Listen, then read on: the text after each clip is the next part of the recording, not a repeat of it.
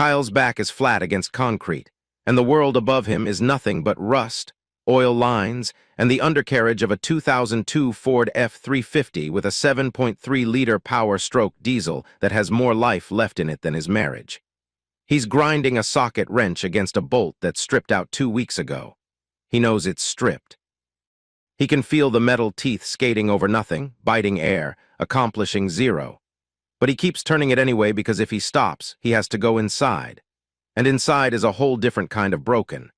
The garage smells like Rotella T6, that thick, almost sweet petroleum smell that coats the back of your throat and stains your fingerprints a permanent shade of gray.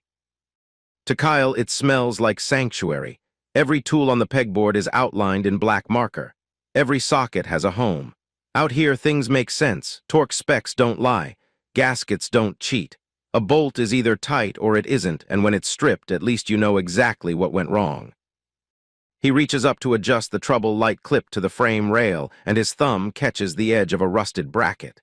The pain is immediate, a deep, throbbing pulse that shoots from nail to elbow. He yanks his hand back, shoves his thumb into his mouth, tastes blood and 10W30 and lets out a string of profanity that echoes off the cinder block walls. Nobody hears him. That's the point.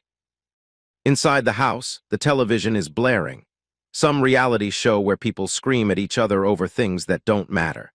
The thermostat reads 85 degrees because the central air gave out 3 days ago, and Kyle hasn't had the time or the money to pull the compressor apart. The irony of an HVAC technician with a broken AC isn't lost on anyone, but nobody's laughing. Ashley sits at the kitchen table pushing a rectangle of frozen lasagna around her plate with a fork. She's 29, 5 months pregnant, and radiating the kind of quiet hostility that fills a room like carbon monoxide. You don't smell it, but it's killing you. She doesn't yell. She sighs. Long, theatrical sighs that carry more weight than any slammed door. Logan knows a guy who can fix the AC, she mumbles without looking up. Said he'd do it cheap. There it is, Logan. The name drops into the conversation like a mosquito landing on sunburned skin. Small, irritating, impossible to ignore. Kyle stands in the doorway, still holding a shop rag, still bleeding from his thumb, and feels something tighten behind his sternum. I'll fix it myself, he says. You've been saying that for 3 days. Then I'll say it for a 4th. She sighs again. Kyle goes back to the garage. The next evening, Logan shows up unannounced.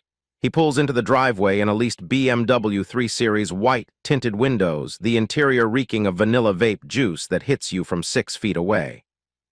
Logan is mid-40s, clean-shaven, wearing a polo shirt that probably cost more than Kyle's weekly take-home.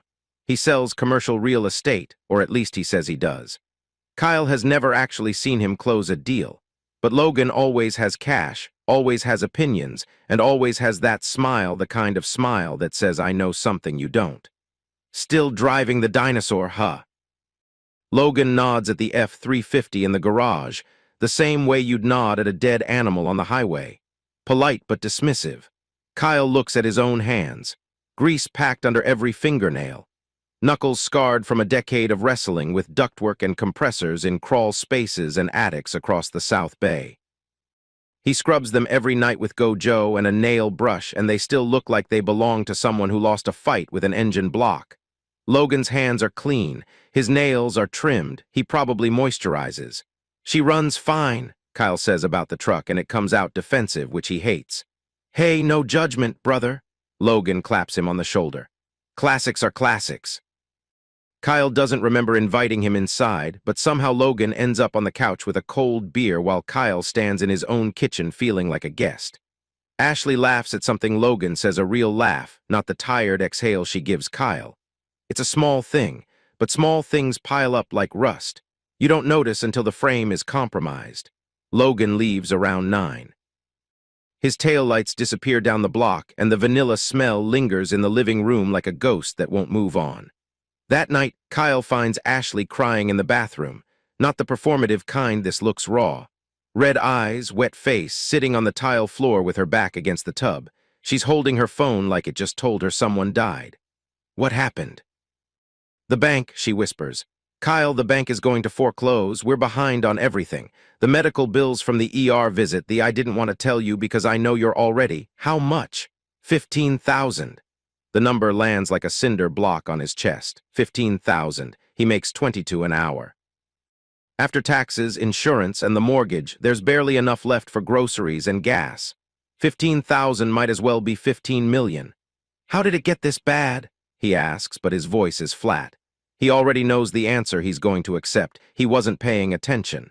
He was in the garage under the truck, turning a stripped bolt while the house fell apart around him. That's the story he tells himself because it's easier than the alternative. Ashley doesn't answer the question directly. She never does. Instead, she escalates. It starts as shaking. Then her breathing goes ragged, short, panicked gulps of air that make her whole body convulse. Snot runs down her upper lip. Her face goes from red to purple. She grabs the edge of the bathtub and her knuckles go white. I can't raise a baby in a foreclosure, Kyle. I can't do it. I can't. Ash, everyone's going to know. My mother's going to, oh God, I can't breathe. He kneels beside her. He puts his hand on her back. He can feel her ribs heaving under his palm and something inside him just folds, not breaks, folds. Like sheet metal that's been bent past its yield point. It'll never be straight again, but it still holds. Fine, he whispers. I'll sell the truck. The words come out before he even processes them. He says it the way a man says I do at a wedding he's not sure about because the momentum is carrying him and stopping now would cause a scene. Ashley's breathing slows. She wipes her face with the back of her hand and looks up at him. For a split second, he sees something flicker across her eyes. Relief, yes, but something else. Something that looks almost like triumph. He tells himself he imagined it. He goes back to the garage. He puts his hand on the hood of the F-350. The metal is still warm from the sun. He stands there for a long time, listening to the engine tick as it cools, and the silence in the garage feels heavier than it's ever felt before. The truck has 187,000 miles on it. He bought it when he was 22 with cash he saved working doubles for 2 straight years. He replaced the injectors himself. He welded the exhaust. He knows every rattle, every squeak, every whistle the turbo makes at exactly 2,200 RPM. Selling it isn't selling a vehicle. It's selling the last thing in his life that works the way it's supposed to. But Ashley is pregnant, and the bank wants 15,000, and Kyle is the kind of man who was raised to fix things, even when the thing that's broken is too far gone to save. He turns off the garage light and goes inside. The dealership on Pacific Avenue smells like fresh floor wax and broken promises. Kyle parks the F-350 between 2 brand-new Raptors with window stickers that could pay off a small house, and the contrast makes his truck look like it crawled out of a war zone. Which, in a way, it did. The sales manager, a guy named Ted with a comb-over and a handshake that feels like grabbing a wet sponge, walks around the truck twice, kicks a tire like he's in a movie, and offers 11,000. The engine alone is worth that, Kyle says. Engine's not what sells trucks, friend, it's the paint, and yours looks like it lost a fight with a shopping cart. Kyle leaves. He posts the truck on 3 different sites that night, pricing it at 18. The phone rings twice. One guy wants to trade a boat, the other asks if he'll take payments. Kyle says no to both. 3 days later, a kid named Jason shows up. 22, backwards cap, drives a Honda Civic with a fart can exhaust.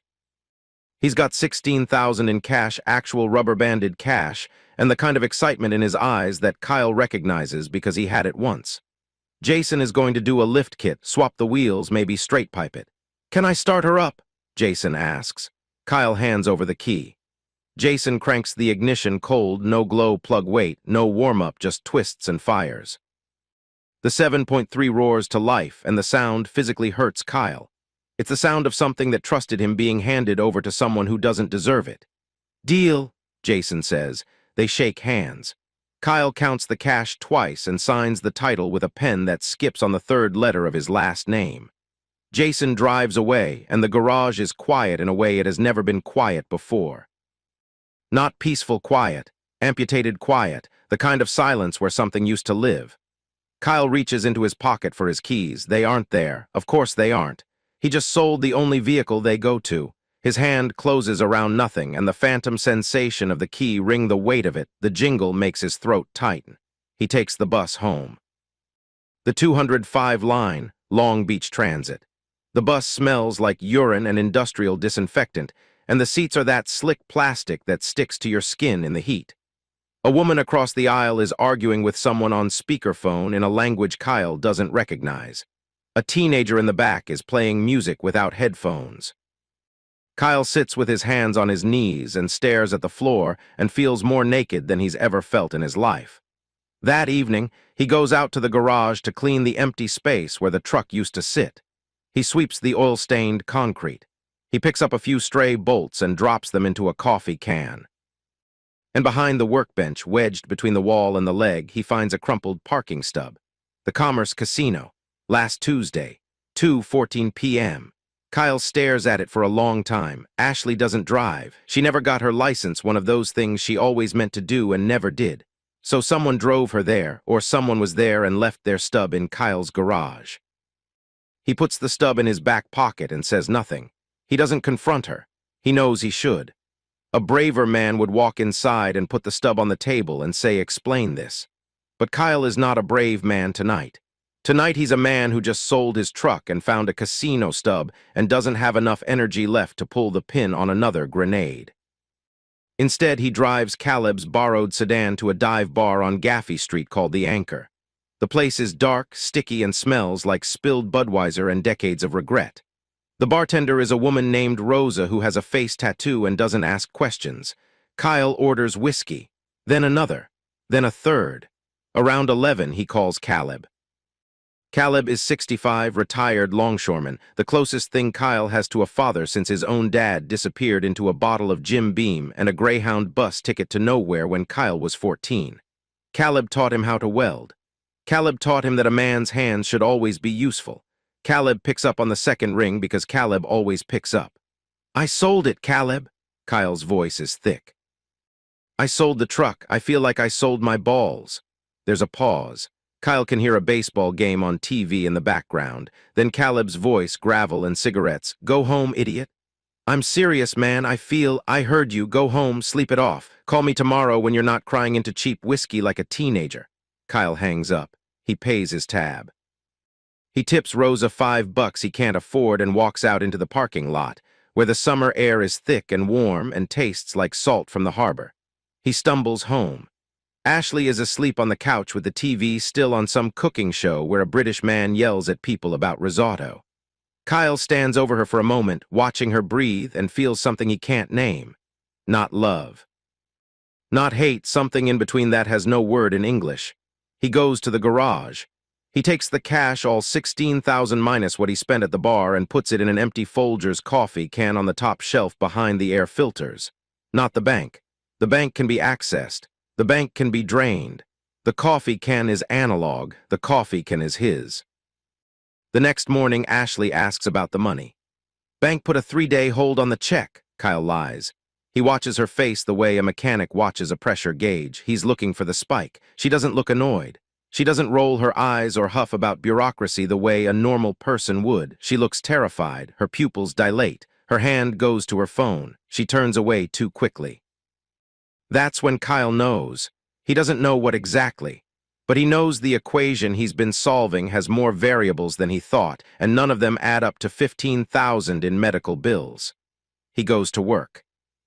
He spends the day installing a condenser unit on the roof of a seafood restaurant in Wilmington, sweating through his shirt in the brutal July sun, thinking about casino stubs and terrified eyes and a truck that's already gone. The phantom limb aches all day. Every time he reaches for keys that aren't there, something inside him hardens a little more. Kyle throws up in the parking lot of a CVS on a Wednesday morning, and it has nothing to do with being sick. It's stress. Pure mechanical stress, the kind that bypasses your brain and goes straight to your stomach. He hasn't eaten since yesterday. He's running on gas station coffee and a fear that's curdling into something harder and colder. He wipes his mouth with the back of his hand and squints against the California sun, which is doing what the California sun always does in July, trying to kill everything beneath it. The asphalt shimmers. The air smells like hot tar and exhaust. His hands are shaking, and not from the heat.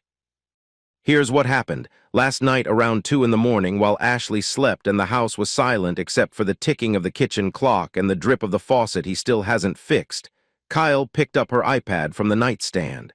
Her password is her birthday, 08/23/96. She's never changed it. She's never needed to because she never imagined her husband would become the kind of man who checks devices in the dark. But here he is. That kind of man. He opens her email. The inbox is mostly junk, promotional garbage from clothing stores and food delivery apps. But there, sandwiched between a coupon for prenatal vitamins and a shipping notification from Amazon, is an email from an address he doesn't recognize. The subject line is blank. The body is 3 sentences. Friday, or we call the house. Full amount. No more extensions. The sender isn't a bank. The sender isn't a hospital billing department. The language is too blunt, too stripped of legal padding. This is a loan shark. This is someone who lends money to people who can't get it anywhere else and charges interest rates that would make a credit card company blush. Kyle sits there in the blue glow of the iPad screen, reading those 3 sentences over and over, and a picture starts forming that's uglier than anything he imagined. Ashley isn't just cheating. Ashley is drowning, and she's been tying weights to his ankles to keep herself afloat. He puts the iPad back. He goes to the garage.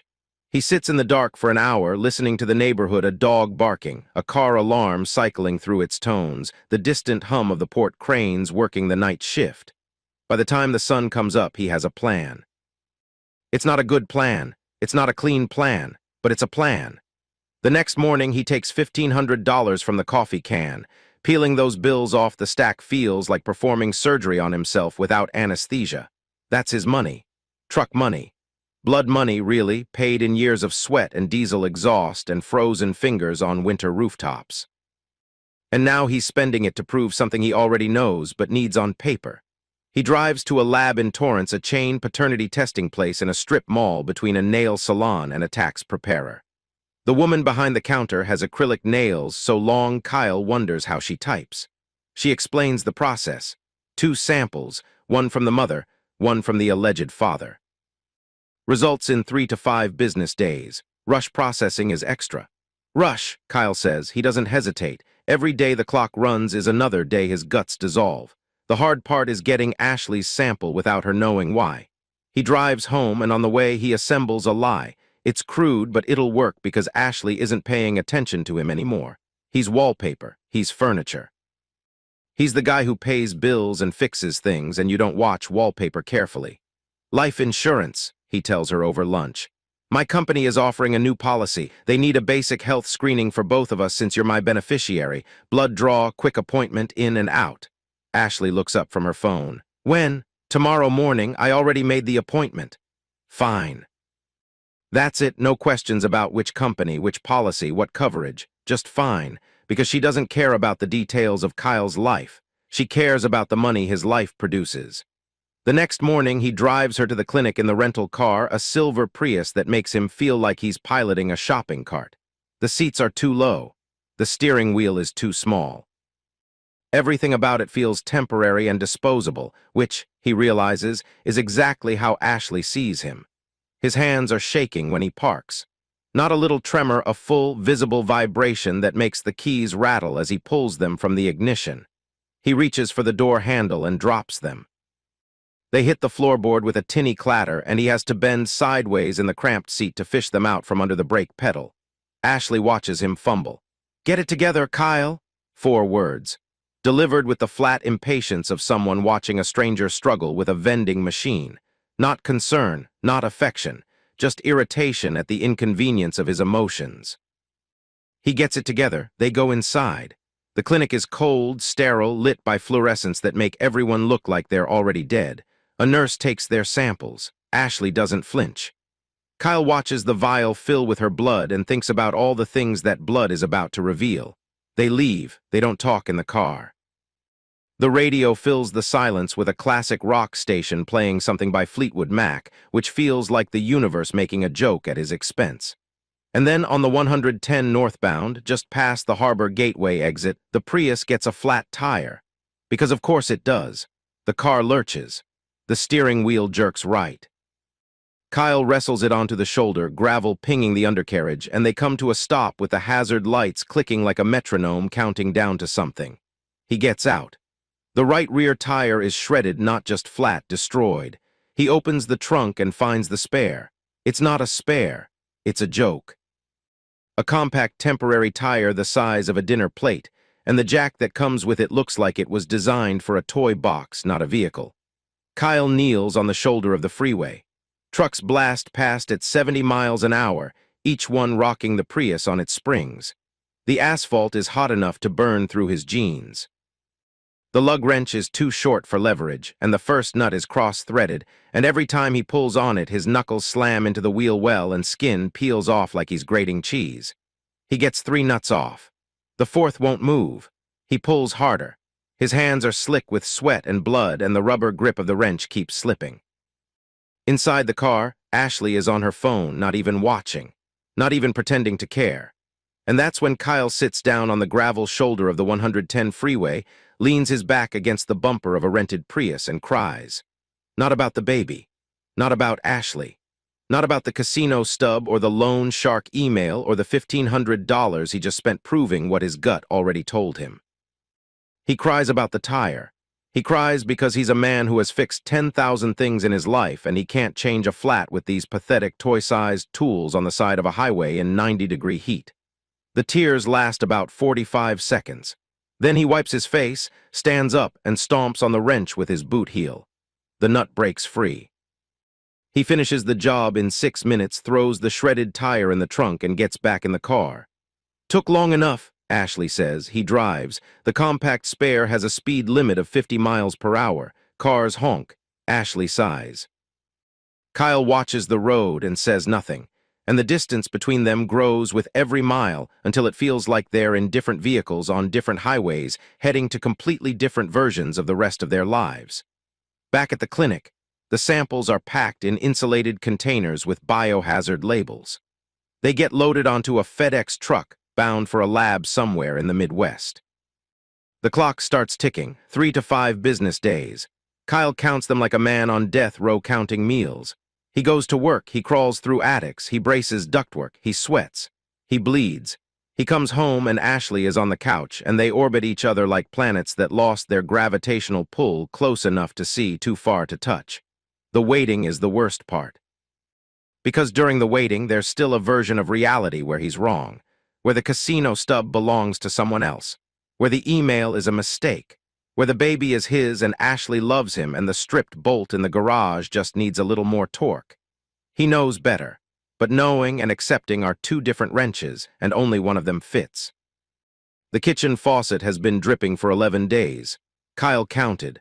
1 drop every 4 seconds, 15 drops a minute, 900 an hour. It sounds like a heartbeat that won't stop no matter how tight he cranks the handle.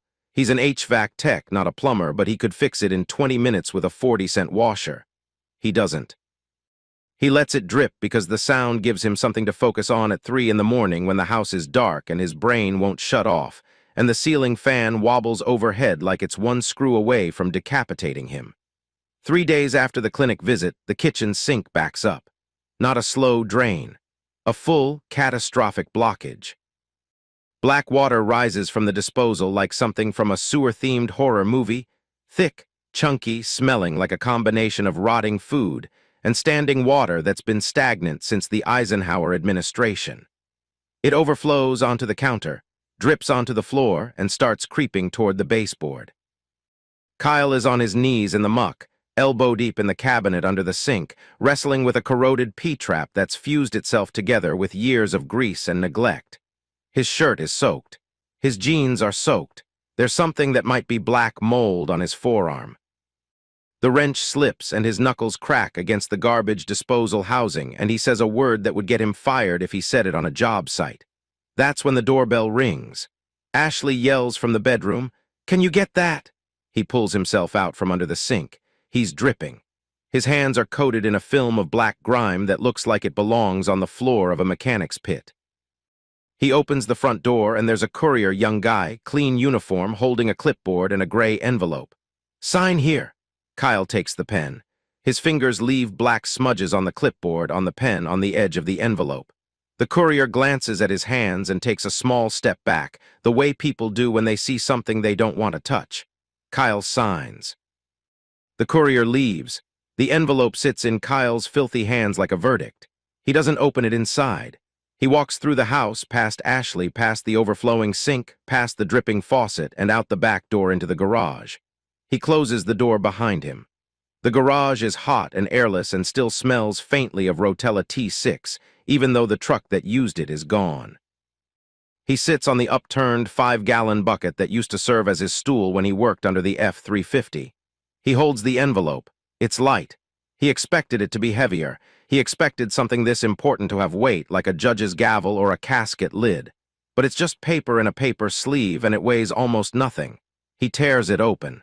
The document inside is 2 pages, clinical, formatted in columns and rows.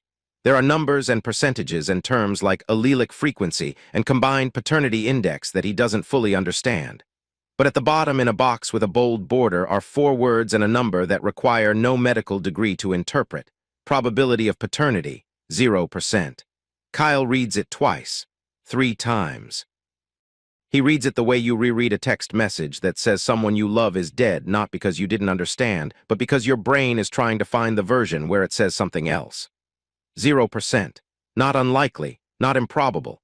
0. The world doesn't explode. The garage doesn't collapse. There's no cinematic thunder, no swelling soundtrack, no dramatic zoom on his face.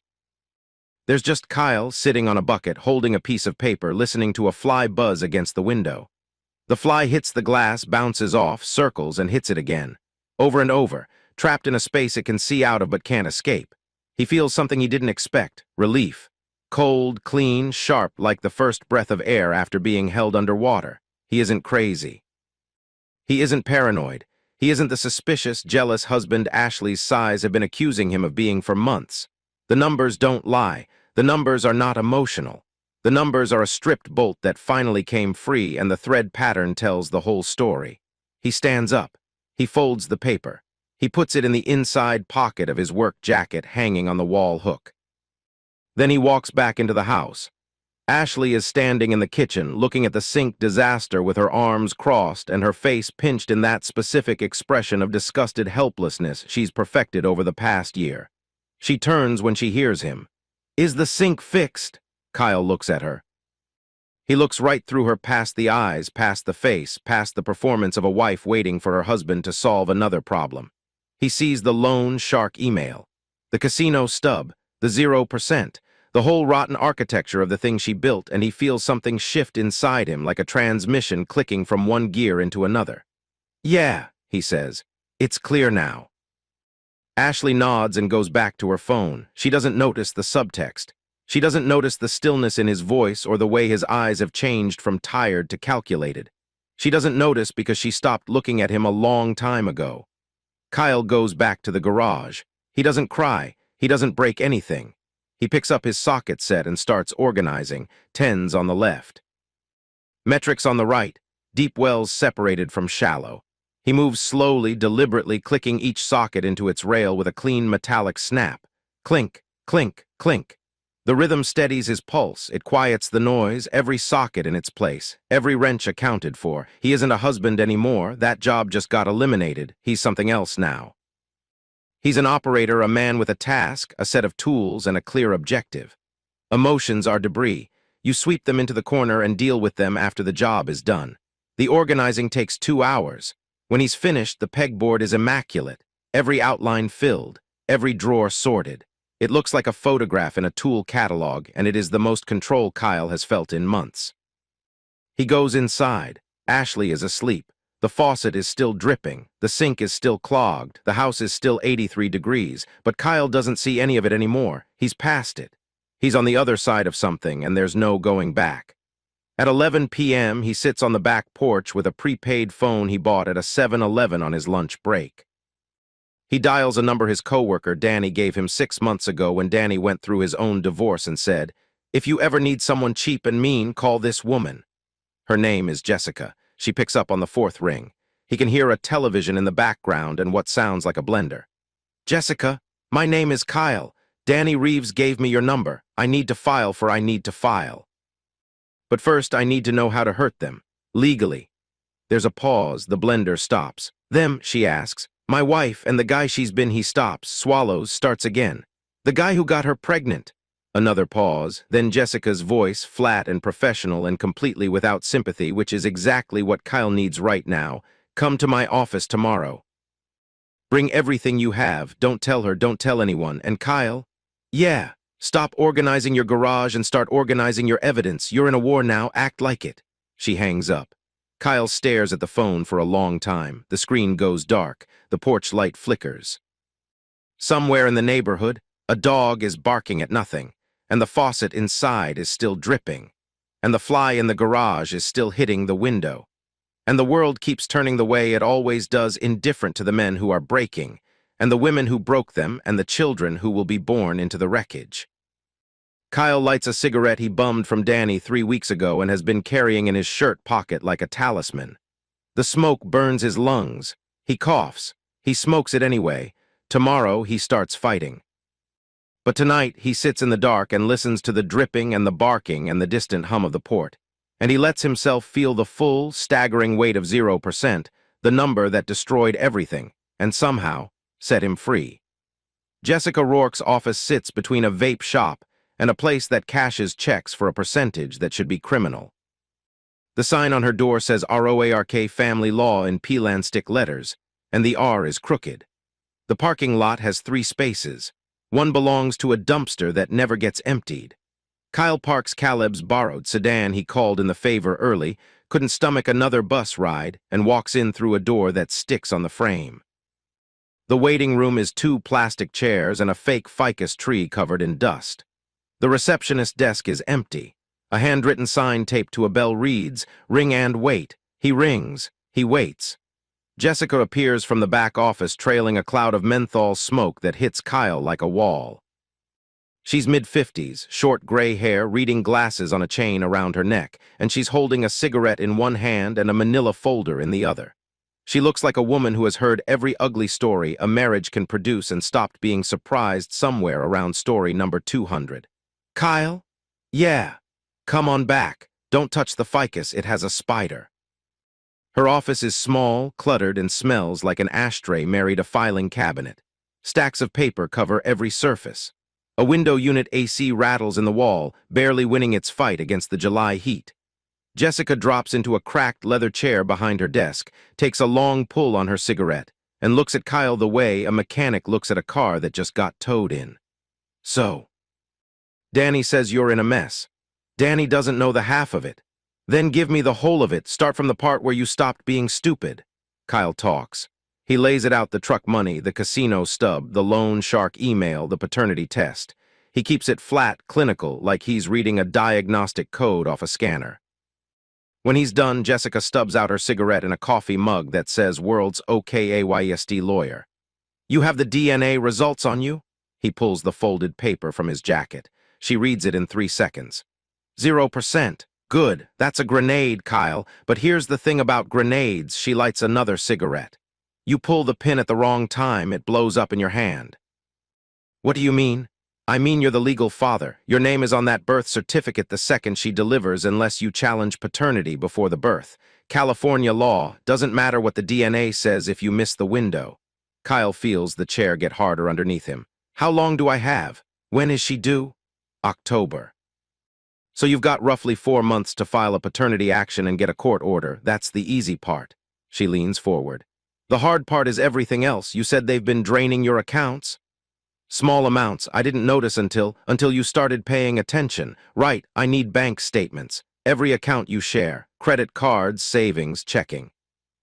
How's the house titled? Both names. We bought it 3 years ago. Jessica writes something on a legal pad. Her handwriting looks like a doctor's, aggressive and unreadable. And this Logan, he's married? Yeah, Samantha, she's a nurse, works doubles. So she doesn't know. Not yet. Jessica looks up. She takes off her glasses and studies him. What do you want, Kyle? Be specific.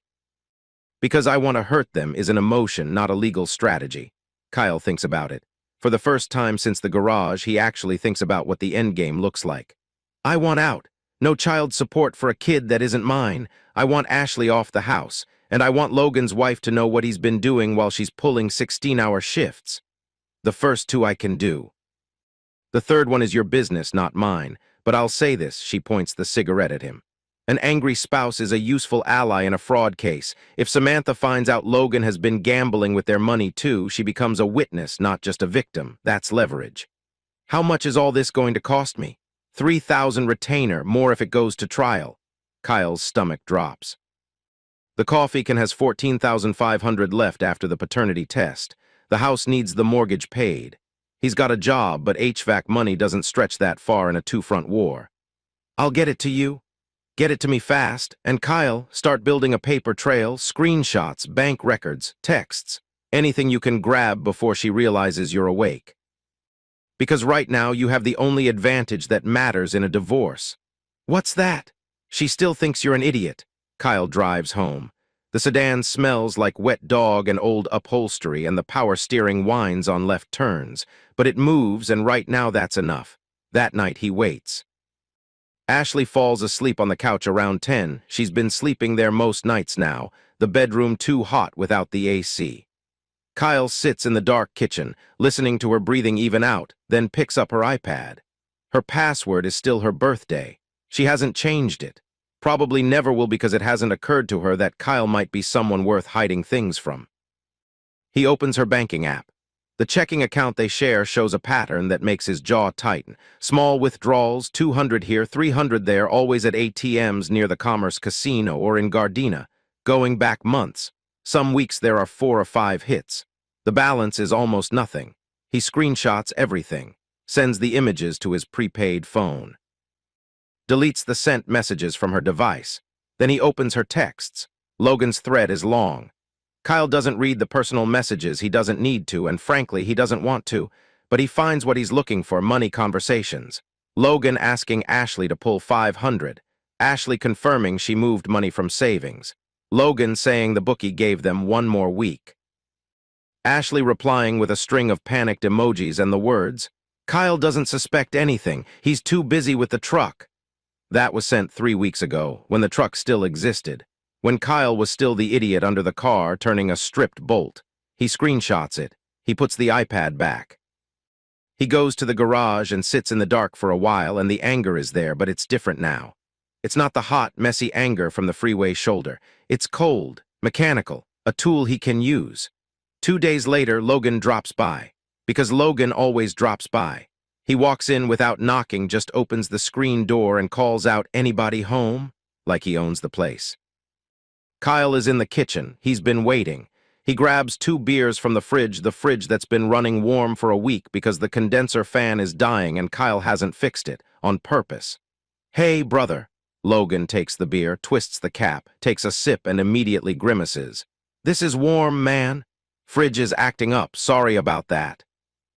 Logan drinks it anyway because refusing would be rude and Logan needs to be liked. That's his weakness. The man runs on approval the way a car runs on gas. Cut the supply and the engine stalls. Kyle watches him drink. He watches Logan's throat work as he swallows the warm beer, and he thinks about what it would feel like to close his hands around that throat. The thought is vivid and detailed and lasts about 3 seconds. Then it passes, and Kyle takes a sip of his own warm beer and smiles. "So how's the real estate market?" Kyle asks. Logan launches into a speech about interest rates and commercial properties in Signal Hill. Kyle doesn't listen. He watches Logan's hands, the way they gesture, the way the left one has a tan line where a wedding ring should be but isn't. He took it off before coming here. Every single time he takes it off. "Business is good, then," Kyle says when Logan stops talking. Can't complain, can't complain. Hey, is Ash around? I told her I'd look at that. She mentioned the water heater was. She's out." Getting groceries.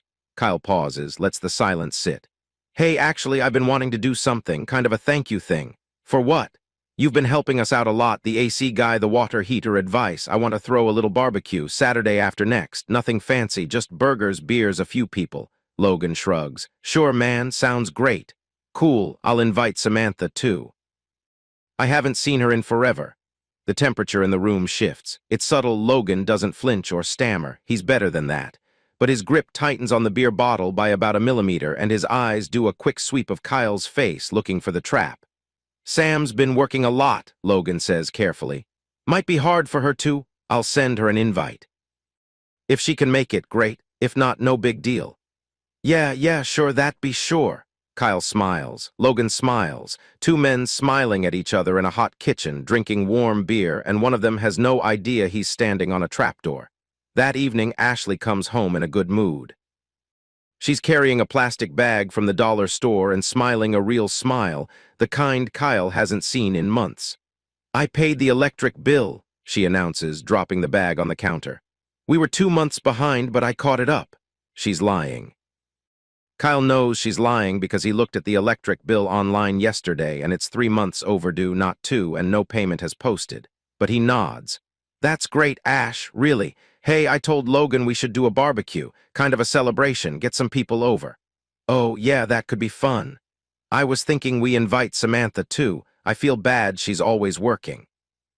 Would be nice for her to have a day off. Ashley's smile doesn't waver, it freezes. There's a difference. A smile that stays is alive. A smile that freezes is a mask that forgot to drop. Sure, she says. I'll mention it to Logan. Already did, he's in. Kyle goes to bed that night and sets his alarm for 5 a.m. He's got one more move to make, and it has to come from a phone that can't be traced back to him. The next morning, parked in the lot of a gas station on Anaheim Street, Kyle types a text on his prepaid phone. He sends it to the number he pulled from Logan's contact card, the one that says home. Samantha's number.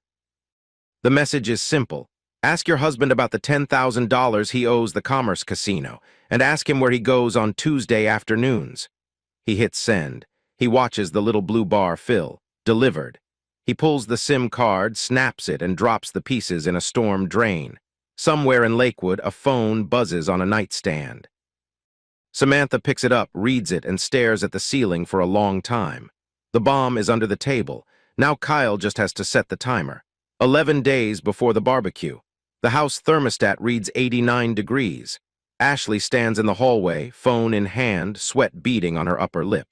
When are the parts coming for the AC? Kyle doesn't look up from the kitchen table where he spread out a stack of bank statements Jessica told him to organize. He slid them under a newspaper when he heard Ashley's footsteps. Backordered, he says. 3 to 4 weeks. Everybody's AC is dying this summer. 3 to 4, Kyle, I'm 5 months pregnant. I can't live like this. I'll get you a fan from Walmart. She stares at him. He can feel it, her eyes on the side of his face, searching for something. Anger, sympathy, guilt. He gives her nothing. He's gotten good at that.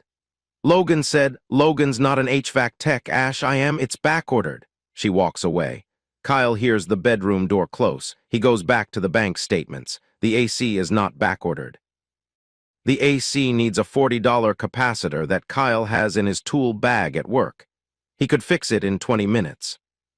But he doesn't want to fix it because in 11 days, he's hosting a barbecue in a house with no air conditioning in the middle of a Southern California summer. And he wants every single person in that backyard dripping with sweat, uncomfortable in their own skin, and 1 degree away from snapping. Physical discomfort makes people sloppy. Kyle learned that crawling through attics for a living. When it's 130 degrees in a crawl space, you stop being careful. You rush. You cut corners. You make mistakes. That's what he's counting on. 9 days before the barbecue. Kyle stands in a pawn shop on Pacific Avenue holding his grandfather's watch. It's a 1968 Seiko Presage, manual wind. The crystal is scratched, the band is worn thin, and the second hand has a slight stutter at the 4 o'clock position. His grandfather wore it every day at the port for 31 years. Kyle's mother gave it to him when the old man died. It's the only thing Kyle owns that has nothing to do with Ashley, nothing to do with the marriage, nothing to do with any of this. The man behind the counter, a bald guy with a neck tattoo and reading glasses, turns it over, pops the case back, and peers at the movement. 150. It's a vintage Seiko, hand wound. That movement alone is 150, boss. That's what I got. Kyle looks around the shop. Guitars with broken strings hanging on the wall. A glass case full of wedding rings from marriages that didn't make it. Behind him in line, a woman with hollow cheeks and scabbed arms is clutching a laptop, bouncing on her heels, not making eye contact with anyone. He's standing in line at a pawn shop behind someone who looks like they haven't slept in 4 days, selling his dead grandfather's watch to pay a divorce lawyer who smokes indoors. This is how low it goes. This is the bottom of the pool, and his feet just touched concrete. Fine, Kyle says. 150. He takes the cash. He walks out. He doesn't look back because looking back is a luxury he can't afford, 7 days before the barbecue. Kyle drives to Caleb's house in San Pedro, a small stucco box near Point Fermin with a chain-link fence and a yard full of things that used to work. Caleb is in the driveway, sitting in a lawn chair next to a 1994 Buick LeSabre that's the color of a bruise. "I need to borrow the car," Kyle says. Caleb looks at him. Caleb has a face like a catcher's mitt, deep lines, sun damage, and eyes that have seen enough nonsense for 3 lifetimes. He worked the cranes at the port for 37 years and retired with bad knees and a pension that barely covers his bar tab. "What happened to the sedan?" "I need 2 cars for Saturday. The sedan for me, the Buick for a backup plan." A backup plan.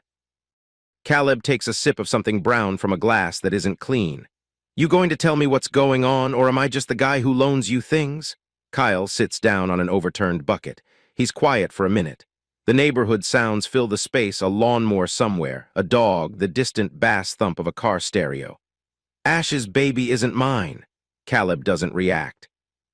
Not a flinch, not a widened eye. He just takes another sip and looks at the Buick like it said something interesting. "How long you known?" 2 weeks. "And you're still in the house?" "I'm building a case, got a lawyer, got the DNA proof. I'm going to end it at the barbecue." Now Caleb looks at him. "A barbecue? I invited the other guy's wife." Caleb sets his glass down. "That's either the smartest thing you've ever done or the dumbest.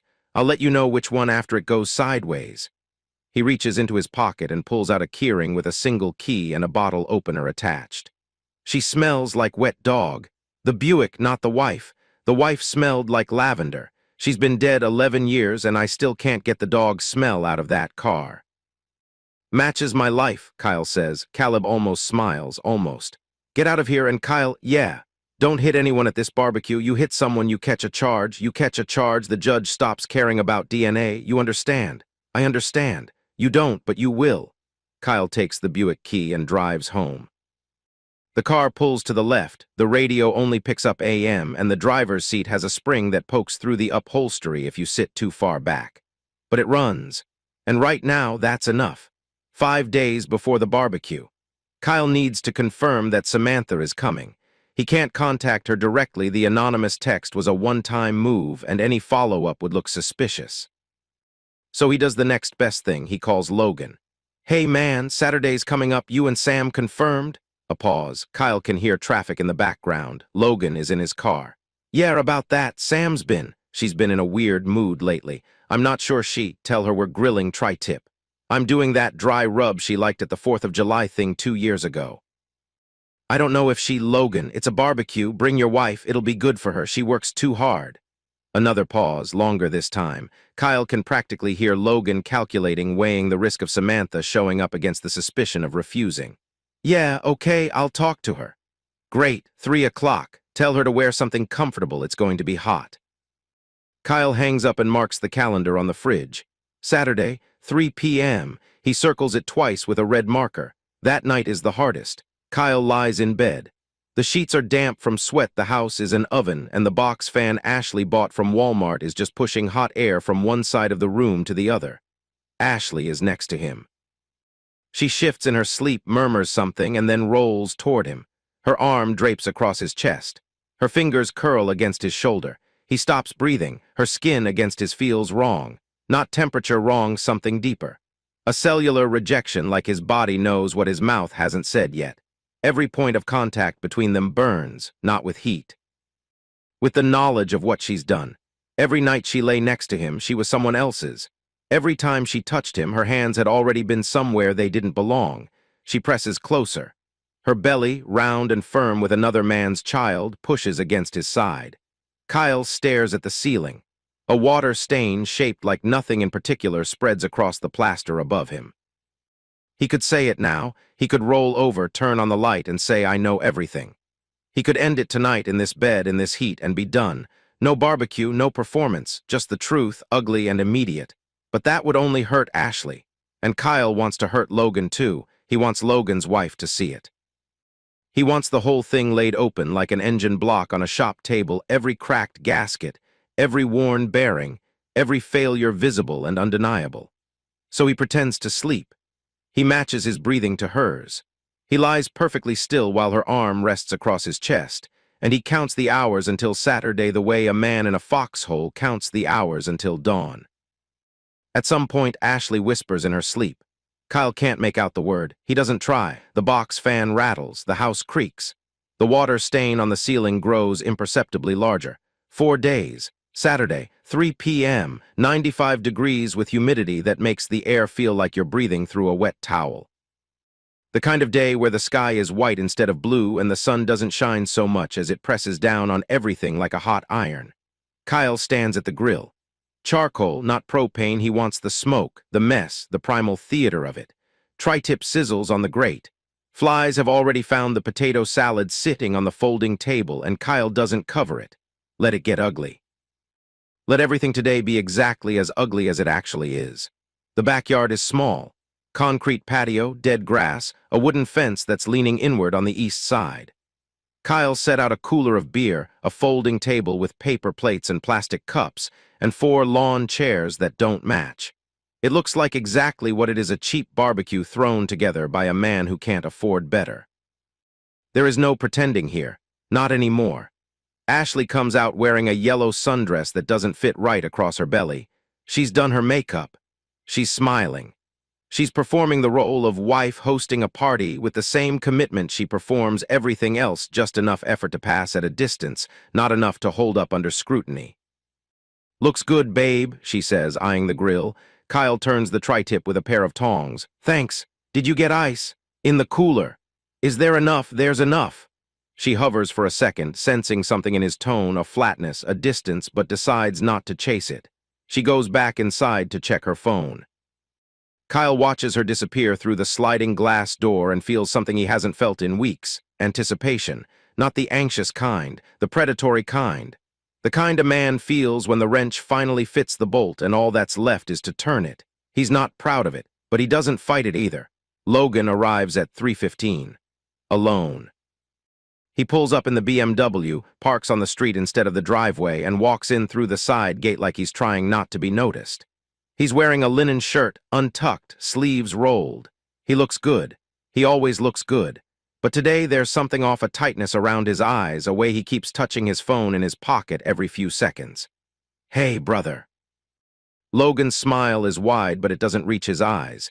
He hands Kyle a 6-pack of craft beer, some IPA with an animal on the label. "Housewarming gift." "It's not a housewarming. I've lived here 3 years. "Figure of speech, man." Logan laughs, too loud. "Where's the party? You're looking at it." Logan glances around the backyard, the dead grass, the leaning fence. The flies on the potato salad. His expression flickers with something Kyle recognizes as pity, and Kyle feels his fingers tighten on the tongs. Not yet. "Sam coming?" Kyle asks. Logan's hand goes to his phone. "She said maybe. She got off a double this morning, so I hope she makes it. I haven't seen her in months." Yeah, me neither." That hangs in the air for a second too long. Kyle lets it. He goes back to the grill. Ashley comes out and the dynamic shifts immediately. She gravitates toward Logan the way metal filings gravitate toward a magnet, not a dramatic lunge, just a subtle drift. Standing a little too close, laughing a little too easily, touching his arm when she reaches for a beer from the cooler. Small things, things Kyle used to dismiss as friendliness. Now every gesture looks like a confession. 20 minutes pass. Kyle flips meat. Logan tells a story about a property in Redondo Beach that fell through. Ashley listens like it's the most fascinating thing she's ever heard. The heat is oppressive. Sweat darkens the back of Logan's linen shirt. Ashley fans herself with a paper plate. Nobody is comfortable, and Kyle is glad. Then a car pulls up. An old Honda Accord with a dented fender and a parking permit sticker from Long Beach Memorial hanging from the rearview mirror. The engine cuts. A door opens. Samantha walks through the side gate. She's wearing scrubs, lavender ones with a coffee stain on the left thigh. Her hair is pulled back in a ponytail that's been through a 12-hour shift. No makeup. Dark circles under her eyes. She looks like a woman who has been carrying the weight of two lives and just found out one of them has been stealing from her. She doesn't smile. She walks straight to the cooler, pulls out a beer, cracks it open, and takes a long drink. Then she looks at Logan. "Sam!" Logan's face drains, physically drains.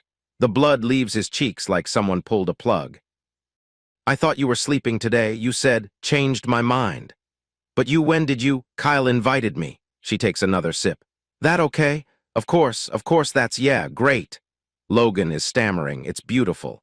The man who always has the right words, the smooth answer, the charming redirect, he's stuttering like a kid caught climbing out a window. Kyle watches from behind the grill and feels something dark and satisfying uncurl in his chest. He knows it's petty. He doesn't care. Ashley is watching too. Her eyes dart between Samantha and Logan, trying to read the room, trying to calculate what this means. Kyle can see the math happening behind her expression, the quick inventory of threats, the assessment of exposure. For 20 minutes, everyone pretends. This is the part that amazes Kyle, how good people are at pretending. They talk about the weather. They talk about the Dodgers.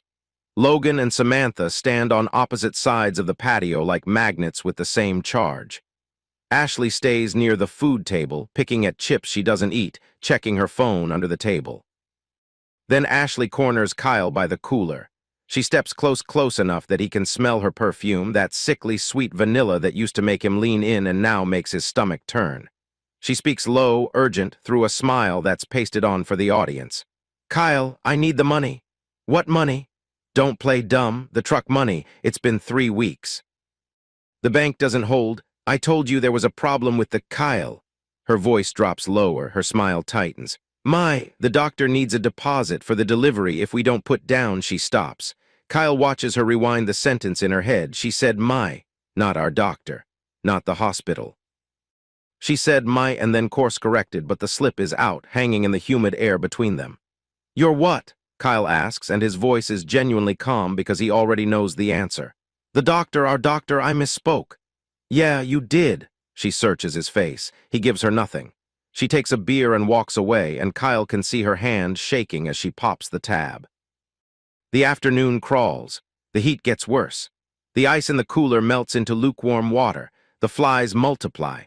Samantha sits in a lawn chair and says almost nothing, but her presence is a pressure all its own. She's watching Logan with the steady, unblinking focus of a woman who has been reading a text message in her head for 11 straight days.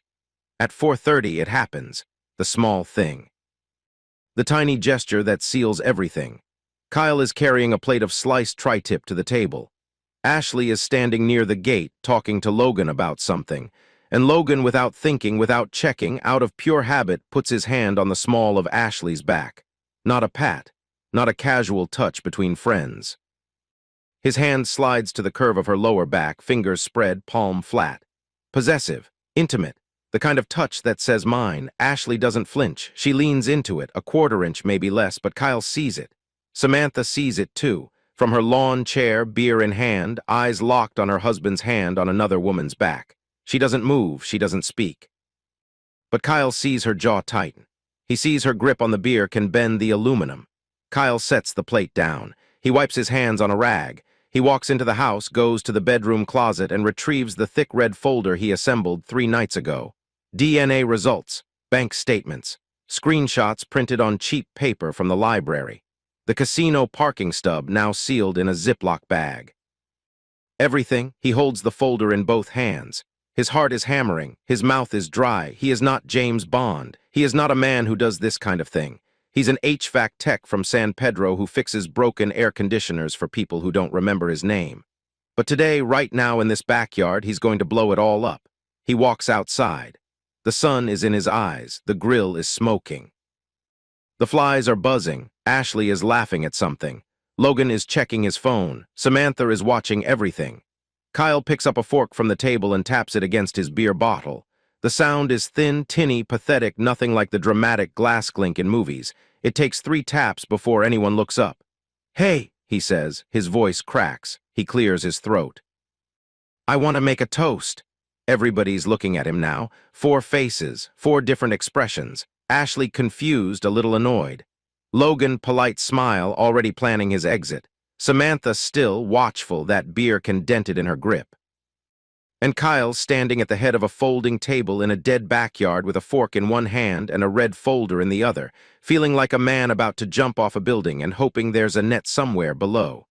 "To honesty," he says. The word lands heavy. Ashley tilts her head. Logan's polite smile loses about 10 watts. "That's a weird toast," Logan says with a little laugh that's looking for company and finding none. "Yeah, maybe." Kyle sets down the fork. His hand is steady. He's surprised by that. Everything inside him is shaking, but his hands, his mechanic's hands, the ones that can hold a wrench steady in a 130-degree attic, they're calm. "I want to give you something, Ash." He holds out the red folder. Ashley looks at it the way a person looks at a package they didn't order, wary, uncertain. She takes it. "What is this?" "Open it." She flips the cover. The first page is the bank statements. Columns of numbers, ATM withdrawals highlighted in yellow marker, dates and locations circled in red. She frowns. She flips past them. She doesn't want to deal with numbers in front of an audience. The second page stops her. It's the DNA report. 2 pages, clinical and impersonal, covered in terminology she's never seen. Allelic frequency. Combined paternity index. She's reading it, but the words aren't connecting. Kyle can see her eyes scanning left to right, but nothing is landing. "Kyle, what bottom of the page?" "The box." She finds it. Her eyes go still. Her lips move as she reads, but no sound comes out. Probability of paternity, 0%. The color leaves her face in sections: forehead first, then cheeks, then lips. Like watching a tide go out. She looks up at Kyle, and for the first time in months, she actually sees him. Not the wallpaper, not the furniture, him. "Kyle, this isn't, you can't just..." "Yeah, Ash, I can."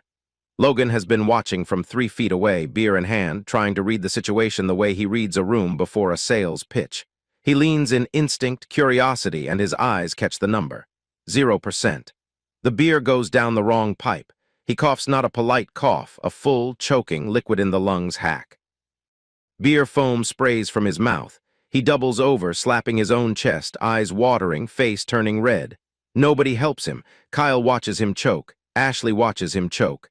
Samantha watches him choke with an expression that could cut glass. "That's..." Logan straightens up, gasping, wiping his mouth. "That's not, man, that could be wrong." "Those tests aren't always. 0% isn't a margin of error, Logan." The name hits different when Kyle says it. Not brother, not man. Just Logan, with all the weight of what that name actually means in this story.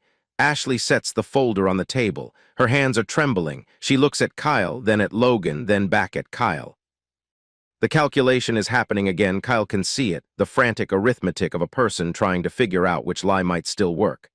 "Kyle, listen to me. I can explain. You can't.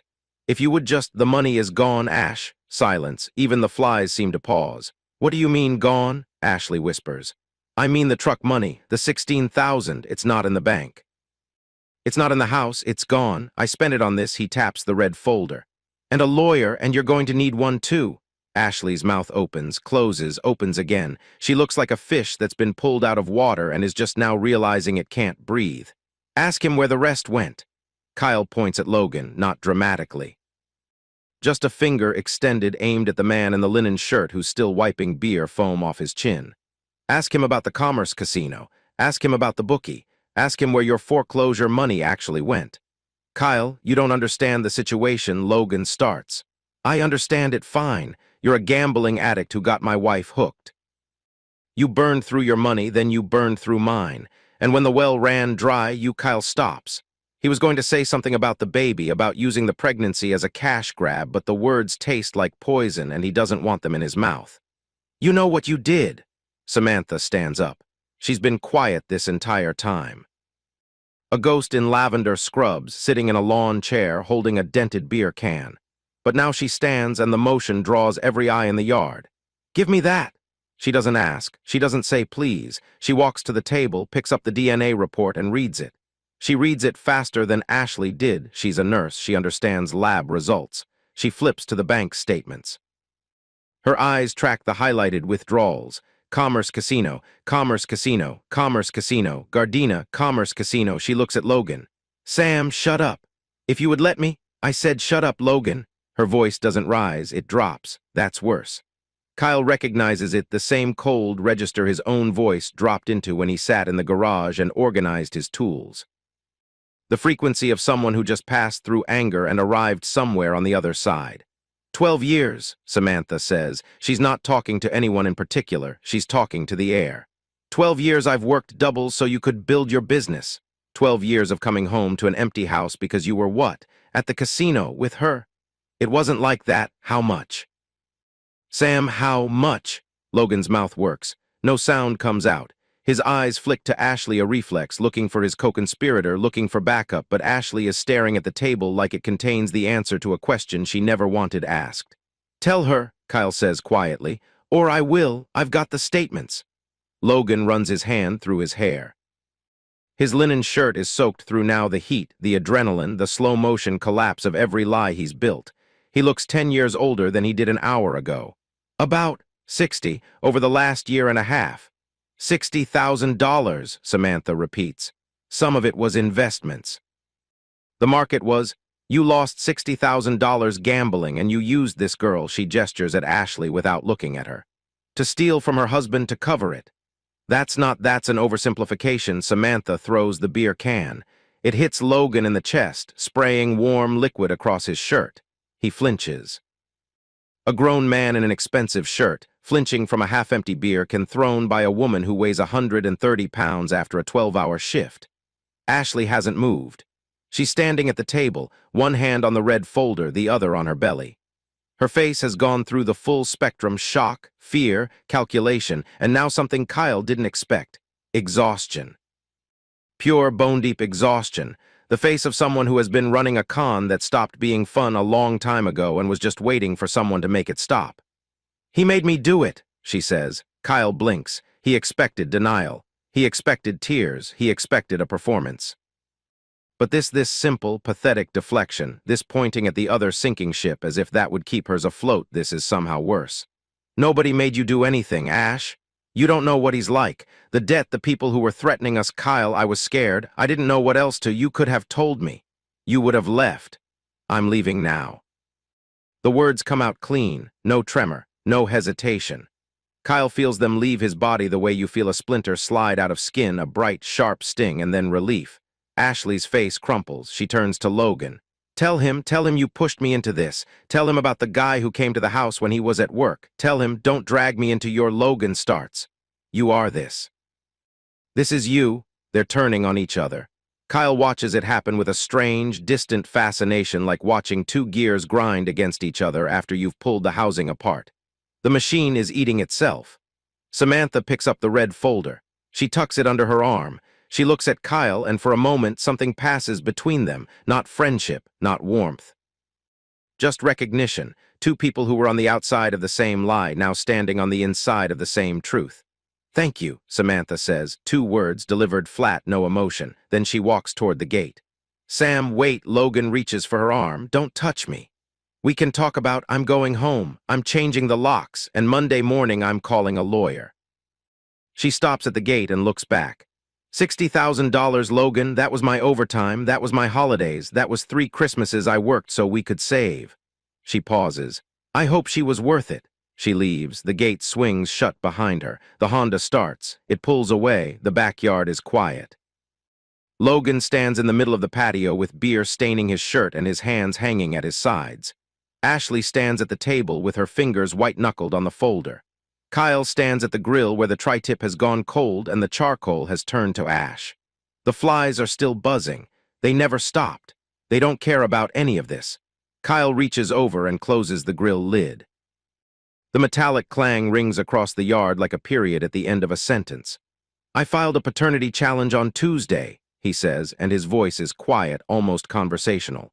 My lawyer also filed for annulment based on fraud. She says with the bank records and the DNA, it'll go fast. Ashley's legs buckle. She doesn't fall dramatically, she just sinks. Her knees give and she drops onto the brown grass, one hand bracing against the ground, the other still on her belly. The yellow sundress fans out around her in the dirt. Kyle, please. He looks down at her. There is a moment, brief, ugly, honest, where he wants to kick her. The impulse is so vivid he can feel the phantom motion in his leg. He doesn't do it. But the fact that he wants to makes him feel sick, and the sickness makes him step back, and the stepping back is the closest thing to mercy either of them will feel today. "Get off me, Ash!" She grabs his ankle. "Where am I supposed to go?" "I don't know, but you can't stay here." Kyle, he pulls his leg free. He turns around. He walks inside. He closes the sliding glass door. He locks it. Through the glass, he can see Ashley on the ground and Logan standing 6 feet away, not helping her up, not moving toward her, not doing anything except staring at his phone like it might tell him what to do next. The hot dogs on the grill are burning. Nobody remembered to flip them. The smoke rises, thin and gray, into the white California sky. Kyle sits on the kitchen floor with his back against the cabinet where the sink used to leak. He can still hear voices in the backyard, Ashley crying, Logan making excuses. The sounds drift through the walls like a radio left on in another room, urgent and distant at the same time. He picks up his phone. He texts Jessica. "It's done." 3 dots appear. Then, "How do you feel?" Kyle stares at the question. He thinks about it. He smells the burnt hot dogs and the charcoal ash and the faint ghost of vanilla vape juice that will take weeks to air out of this house. He hears Ashley sobbing and Logan's car starting and the neighborhood dog barking, because it always barks when it doesn't understand what's happening. He types, "Like I dropped the engine and now there's nothing left to do but rebuild." Jessica replies, "Good, that's the right answer. Come to my office Monday. Bring coffee. Mine tastes like ashtray." Kyle sets the phone down. He sits on the floor of a kitchen that's 89 degrees with a broken faucet and a clogged memory and the sound of his marriage bleeding out through the walls. He doesn't move for a long time. Outside, the party favors 2 small American flags Ashley stuck in the potato salad as decoration are wilting in the heat. The flies have won. The ice has melted. And the sun, indifferent and brutal, is just now starting its slow crawl toward the horizon, dragging the longest day of Kyle's life behind it like a chain. Kyle sat on the kitchen floor for 11 minutes. He knows because the microwave clock was right in front of him, green digits blinking 6:47 when he locked the sliding door and 6:58 when the screaming started. Not Ashley's crying that had been constant, muffled through the glass, a low animal wail that he'd been letting wash over him the way you let traffic noise wash over you when you live near a highway. This was different. This was sharp. This was 2 voices colliding. He gets up. His knees pop, 34 years old, and his knees already sound like someone stepping on bubble wrap. He walks to the sliding door and looks through the glass. Ashley is standing between Logan and his BMW. She's blocking the driver's side door with her body arms out, sundress stained with dirt from when she fell, mascara streaked down both cheeks. She looks unhinged. She looks desperate. She looks like exactly what the writer's guide says she is, a rat in a trap. "You don't get to leave," she's saying. "You don't get to just Logan, they're going to come after me. The bookie that you said you'd handle it. You said, move, Ashley. Where are you going to go? Sam knows, Kyle knows, everybody. I said move. You promised me. You looked me in the face and you promised that if I got the money from Kyle, the debt would be, get out of my way." Logan's voice cracks on the last word, not with anger, with panic. Kyle can see it from inside the house. The man is vibrating. His hands are shaking. His eyes keep darting down the street like he's expecting someone worse than an angry wife to show up. And maybe he is. Bookies don't send polite letters. Logan grabs Ashley's arm and yanks her sideways. She stumbles. Her sandal catches on the curb and she goes down, not a dramatic fall, but a clumsy, ugly sideways drop, her hand shooting out to catch herself, her pregnant belly twisting as she hits the strip of grass between the sidewalk and the street. Kyle is outside before he decides to be. He doesn't remember opening the sliding door. He doesn't remember crossing the yard. He just remembers the feeling of his shoulder connecting with Logan's ribcage, a solid, meaty impact that drives both of them into the side of the BMW. The car rocks on its suspension. The side mirror snaps. Logan's head bounces off the window frame and he makes a sound like air escaping a tire. They go down, both of them. Onto the concrete driveway, tangled up, punching at angles that don't land clean. This isn't a movie fight. There's no choreography, no dramatic pauses, no meaningful eye contact between blows. It's 2 men on the ground, grunting, grabbing fistfuls of shirt, swinging wild. Kyle catches Logan on the jaw, more of a slap than a punch because his fist isn't closed tight enough. Logan kicks at Kyle's stomach and connects with his thigh instead. Kyle gets on top. He grabs Logan's collar and pulls back his right hand, and Caleb's voice cuts through the noise like a radio signal through static. You hit someone, you catch a charge. You catch a charge, the judge stops caring about DNA. His fist hangs in the air. Logan is underneath him, face red, lip split, both hands up in a pathetic defensive posture. The man who drives a leased BMW and wears linen shirts and jokes about dinosaur trucks is covering his face like a kid about to get hit by a dodgeball. All bark. No bite. Kyle lets go. He rolls off, breathing hard, and sits on the driveway with his back against the BMW's front tire. His lip is bleeding. His knuckle is split. His shirt is torn at the collar. He can taste copper and asphalt dust, and he's thinking about Caleb's warning and wondering how badly he just damaged his own case. Logan scrambles up. He doesn't say a word. He fumbles for his car keys, drops them, picks them up, and that's when he sees it. The scratch. A long, jagged line carved into the driver's side of the BMW, running from the rear quarter panel all the way to the front fender, deep enough to cut through the clear coat, through the white paint, down to the gray primer. Samantha's parting gift. She must have keyed it on her way to the Honda, right past it, one long, deliberate drag of metal on metal. Logan stares at the scratch. His mouth opens and closes. No sound comes out.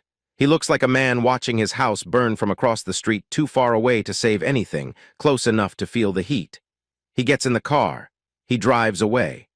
The BMW disappears around the corner, trailing a faint smell of burnt clutch because Logan doesn't know how to drive angry.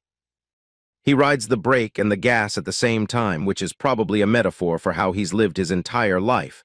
But Kyle is too tired to think about metaphors right now. Ashley is still on the grass.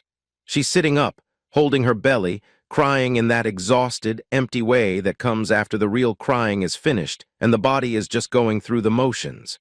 She looks at Kyle. He looks at her. I didn't know it would go this far, she says. Kyle doesn't answer. There's nothing to answer. She didn't know it would go this far the same way a person who lights a match in a dry field doesn't know there'd be a fire. Kyle, please say something. I called a lawyer 3 weeks ago, he says. I filed a paternity challenge on Tuesday. I've got screenshots of every transfer you and Logan made from our accounts. I've got the parking stub from the Commerce Casino. I've got the email from your loan shark. He pauses. Is there anything you want to say that I don't already know? She doesn't answer. She just sits on the grass and holds her belly, and the distance between them is 6 feet, but it might as well be 600 miles. The neighbor's porch light comes on. Then another one. An older man 3 houses down is standing on his front steps with a phone pressed to his ear, watching them the way people watch car accidents, horrified but unable to look away. Kyle already knows what's coming. The police arrive 7 minutes later. 2 units, San Pedro Division. The lights paint the street red and blue, washing over the dead lawn and the leaning fence and Ashley on the grass and Kyle on the driveway with blood on his lip and a torn shirt and absolutely nothing left to feel. 2 officers approach. One talks to Ashley. One talks to Kyle. Sir, we got a call about a disturbance. Can you tell me what happened? Kyle tells the truth. All of it. The affair, the money, the DNA test, the barbecue, Logan shoving a pregnant woman, Kyle tackling Logan. He leaves nothing out because Jessica told him never lie to cops, just don't volunteer more than they ask, and right now they're asking for everything. The officer takes notes. His partner helps Ashley to her feet. She's not injured, shaken, dirty, but not hurt. The officer asks Kyle if he wants to press charges against Logan for the shove. No, Kyle says, I just want him gone. He's already gone. And the woman on the lawn, that's your wife? For now.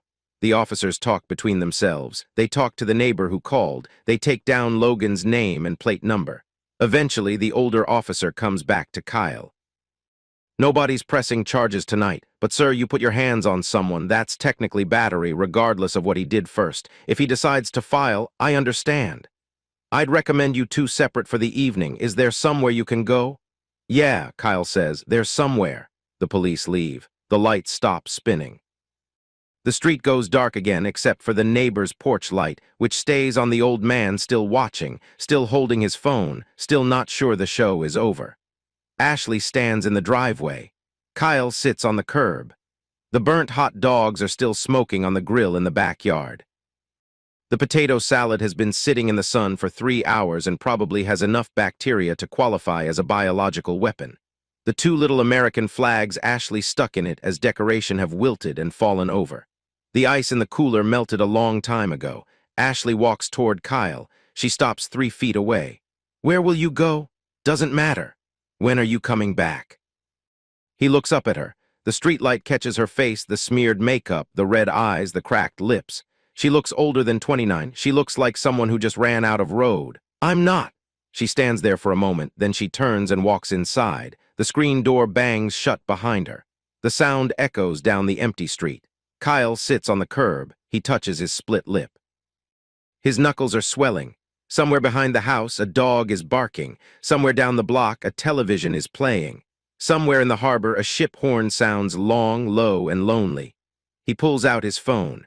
No messages from Jessica. One missed call from Caleb. He doesn't call back. He just sits there, bleeding quietly, watching the party favors blow across the dead lawn, listening to the neighborhood settle back into its normal rhythms as if nothing happened. This is what the end of a marriage sounds like. Not a crash, not an explosion. Just the slow leak of air from a punctured tire, the gradual return of silence, and the distant, indifferent hum of a world that doesn't care. Sunday morning. Kyle packs a bag. He doesn't take much. One duffel bag from the hall closet, olive green, army surplus, bought at a swap meet 3 years ago. He fills it with clothes, work pants, work shirts, 2 pairs of jeans, underwear, socks. He takes his steel-toe boots. He takes his toiletry bag from the bathroom, and even that feels strange, reaching past Ashley's prenatal vitamins and her shampoo that smells like coconut, grabbing his razor and his toothbrush and his deodorant, separating his life from hers one object at a time. He goes to the garage. His tools are still organized on the pegboard, perfect rows, every outline filled. He takes his hand tools, wrenches, sockets, screwdrivers, the torque wrench he bought with his first real paycheck. He loads them into a plastic bin and puts the bin in the trunk of Caleb's Buick. He leaves the furniture. He leaves the dishes. He leaves the photos on the hallway wall, their wedding day, a trip to Big Bear, a Christmas at her mother's house. He passes them without stopping. They belong to someone who doesn't exist anymore. Ashley is in the bedroom. The door is closed. He can hear her talking on the phone, low, urgent, desperate. He catches fragments. He knows everything. "I don't know where to. Logan won't pick up." "No, Mom, it's worse than that." He doesn't knock. He walks out the front door, puts the duffel in the back seat, and drives away in Caleb's Buick that still smells like wet dog and AM radio static. The Motel 6 on Pacific Coast Highway costs $49 a night. The room is on the second floor, end of the hallway, with a view of the parking lot and a Carl's Jr. Across the street, the carpet is brown. The bedspread is the kind of floral pattern that exists specifically in places where nobody wants to be. The room smells like bleach, and something underneath the bleach that the bleach is trying very hard to cover up. Kyle drops his duffel on the bed. He sits on the edge. The mattress sags. The AC works for the first time in weeks. He's in a room that's actually cold, and the irony lands like a hammer. He spent all of July in a house that was 90 degrees, sweating through sleepless nights next to a woman who was stealing from him, and now he's sitting alone in a 68-degree motel room watching an infomercial for a knife set that can cut through a shoe. He watches the whole infomercial. Then the next one, a steam mop that allegedly changes lives. Then a program about reverse mortgages hosted by a man with suspiciously white teeth. The television fills the room with noise and light and absolutely no meaning, and Kyle lets it wash over him because the alternative is silence, and silence right now sounds like Ashley crying and Logan choking and Samantha saying, 12 years, in a voice that could freeze salt water. This is winning. He got what he wanted. The truth is out.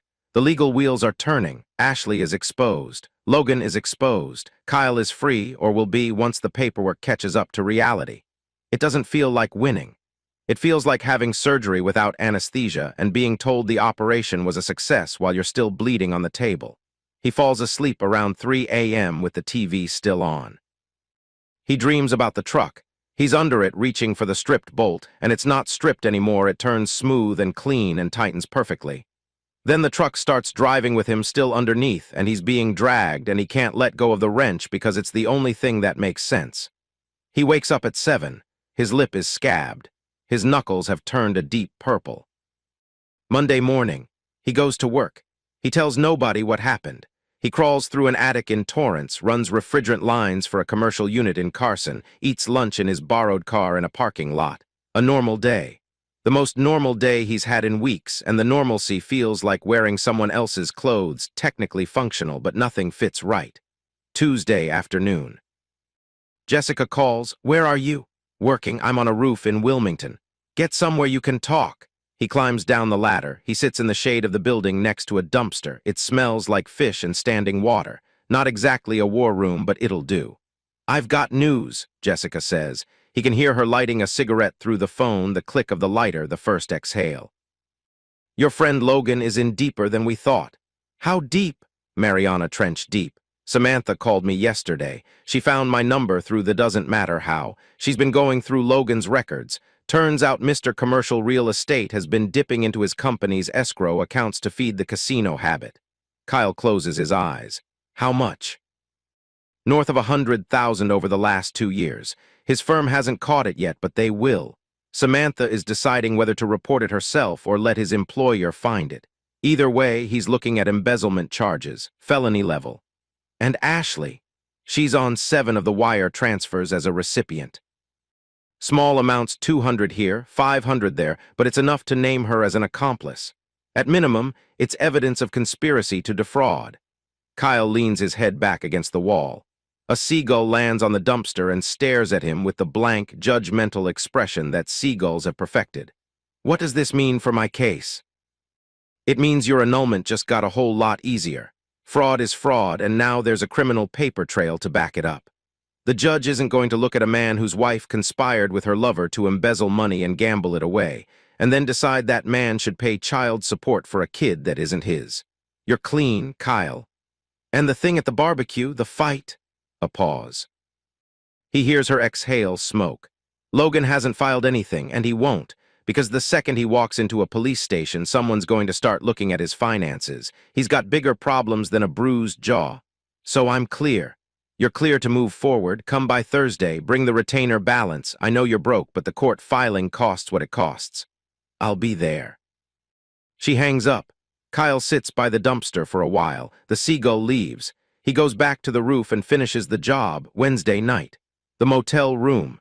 Kyle is sitting on the bed eating a gas station sandwich, the kind with the plastic triangle container and the lettuce that's been on the wrong side of fresh for about 2 days when his phone rings.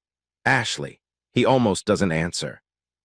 His thumb hovers over the red button, and there's a version of this story where he declines the call, turns off the phone, and eats his bad sandwich in peace.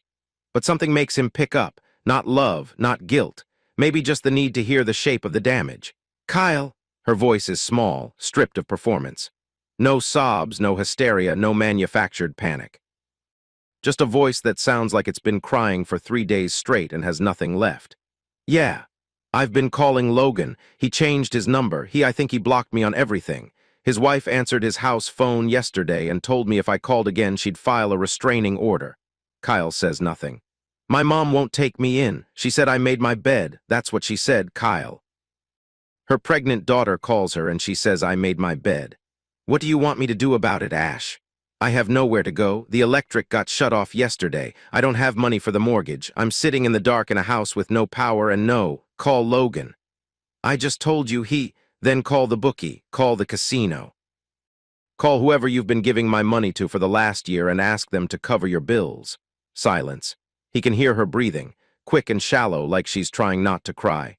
"I didn't, Kyle. He manipulated me. I wasn't myself. The gambling, it's like a sickness, and once I started, I couldn't." "Ash, please don't hang up. I've got to ask you something, and I need a straight answer, just once, one honest answer." "Okay. Was any of it real, any of it? The first year, the wedding, the any of it?" A long pause. He listens to her breathe. He counts the seconds. 3, 5, 8. "The first year was real," she whispers. I don't know anymore. Kyle, I don't know what's real and what I made up." "That scares me." He believes her. That's the worst part.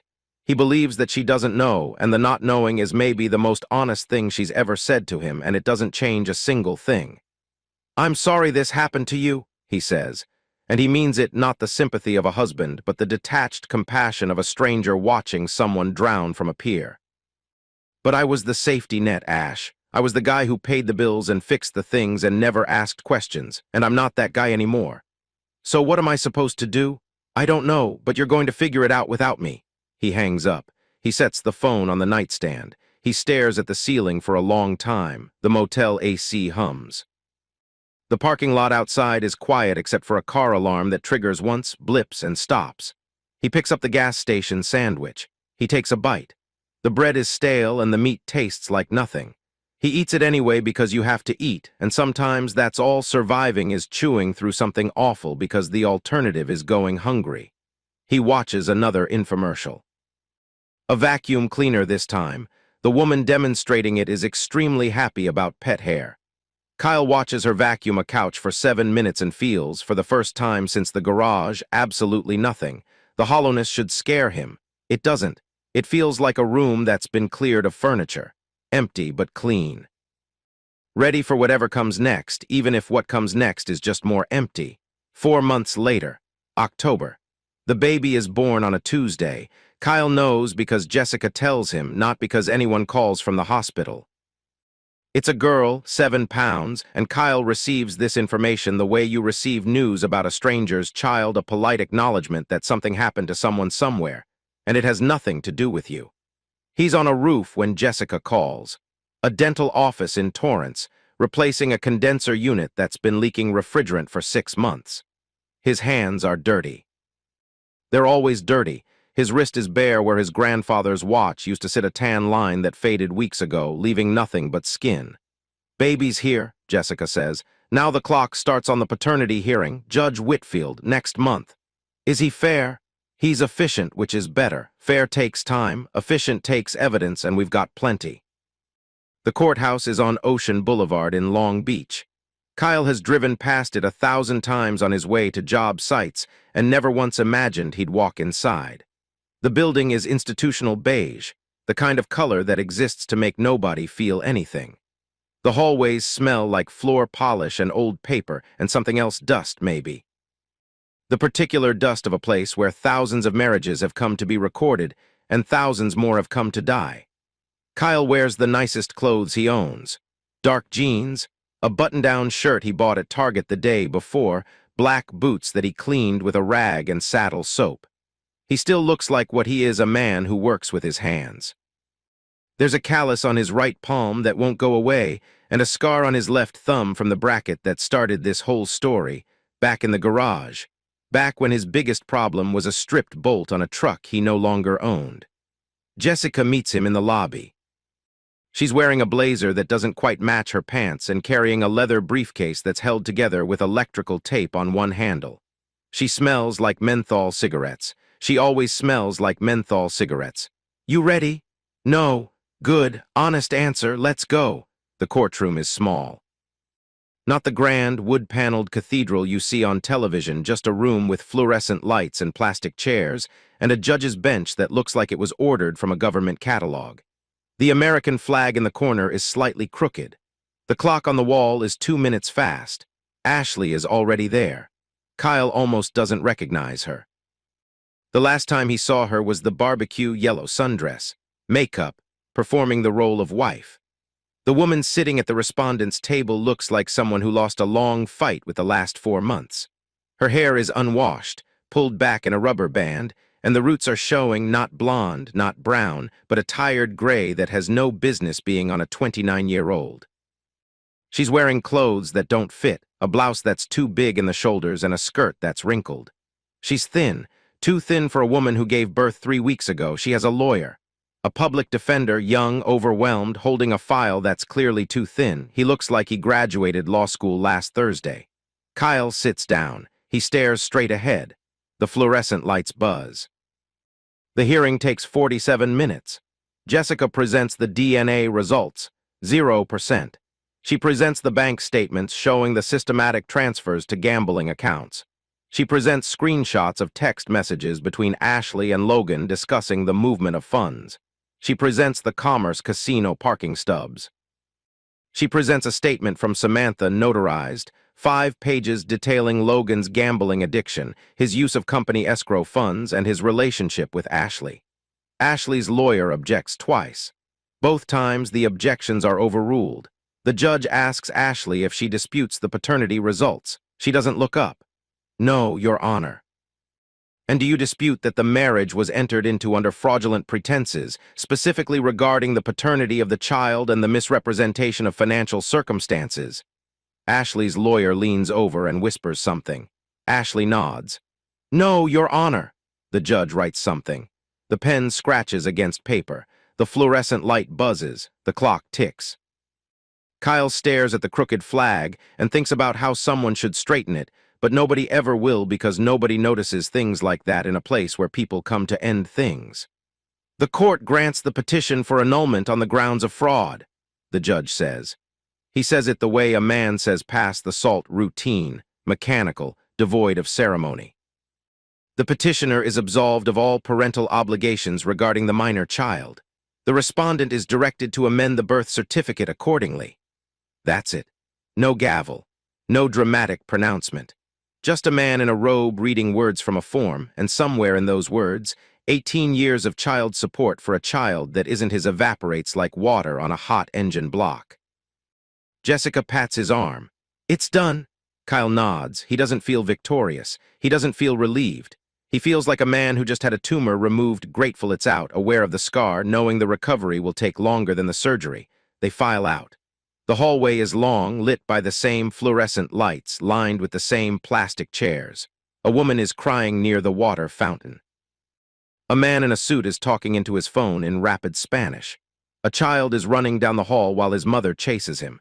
The ordinary chaos of a place where lives get rearranged. Kyle is halfway to the exit when he sees Ashley. She's standing near the restrooms, alone. Her lawyer has already left, probably rushing to his next impossible case. She's holding a manila envelope against her chest with both hands, and she's looking at Kyle the way you look at a building you used to live in after it's been condemned. They stand 20 feet apart. He waits for the hate. He searches for it the way you search for a tool you're sure you left on the bench. It's not there. He waits for the love, the ghost of it, the muscle memory. That's not there either. He waits for pity, anger, sadness, satisfaction, none of it. The shelf is empty. He's looking at a stranger. A tired, gray stranger holding an envelope in a hallway that smells like floor polish. Someone he slept next to for 3 years, someone whose birthday password he knows, someone whose panic attacks he held her through, and whose lies he swallowed whole. And she's no one, she's a face attached to a chapter that's over. Ashley opens her mouth, closes it, opens it again. She doesn't speak. She turns and walks the other way. Her shoes squeak on the linoleum. The sound echoes and then fades. Kyle walks out. The morning air hits him like a glass of cold water. November in Long Beach, not cold by any real standard, but cooler than the oven he lived in all summer. The sky is gray. The trees along Ocean Boulevard are losing their leaves, which is unusual for Southern California and feels appropriate anyway. He reaches into his shirt pocket and pulls out a cigarette.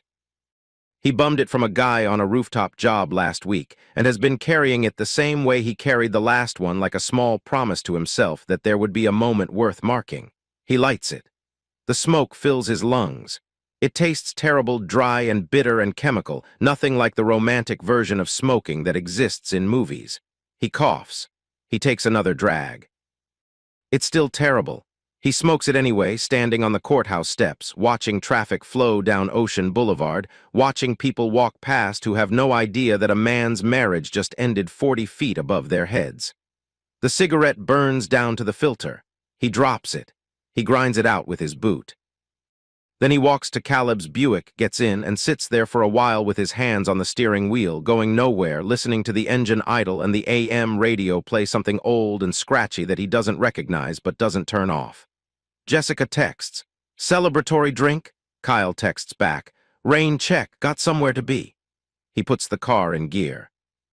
He drives north toward the harbor, toward the sound of cranes and diesel engines and salt water, toward the part of the world that smells like work.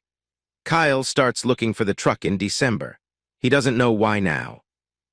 Something about the court date closed a door, and behind that door was another door, and behind that one was a garage with an empty space in it that's been bothering him like a phantom limb for 6 months. He calls Jason first. The kid who bought the F-350 for $16,000 cash and drove it away cold, revving the engine like a teenager with his first muscle car. Kyle finds his number in his old phone in the sold contact he created and never deleted. Jason picks up on the 5th ring. Background noise, a bar, maybe, or a party. Jason, this is Kyle. I sold you a Ford F-350 back in June. A pause. Oh, yeah, the diesel. What about it? You still have it. A longer pause, then a laugh, short, embarrassed. Nah, man, I kind of wrecked the transmission.